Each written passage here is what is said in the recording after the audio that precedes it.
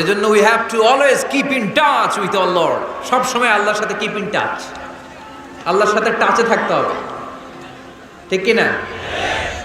Loose touch হইলে হবে না, কিপ ইন টাচ অলওয়েজ। বিপদে পড়লেই একজনের কাছে ফরিয়াদ করব, তিনি কে? তিনি দেওয়ার জন্য বসে আছেন, চাইলেই তিনি দেন। এটা আমাদের অস্ত্র। যেখানে সব কিছুর কারিশমা শেষ, সেখানে দোয়ার কারিশমা শুরু। আমরা অনেক সময় শুনি ক্যান্সারে আক্রান্ত, ক্যান্সার নামে একটা রোগ আছে না? ডাক্তাররা বলে ক্যান্সার যার নাই অ্যান্সার। ডাক্তার ঘোষণা দিছে এই রোগী তো বাঁচবে না, সর্বোচ্চ বাঁচলে 6 মাস। কয় মাস? এরপরেও দেখা গেল লোকটা 10 বছর বেঁচে ছিল। এরকম আছে না নাই? সব ডাক্তার ফেল, ঘোষণা দিয়েছে 6 মাস বাঁচবে, কিন্তু বেঁচে রইল 10 বছর। এই যে 10 বছর বেঁচে রইল, কিসের কারিশমা?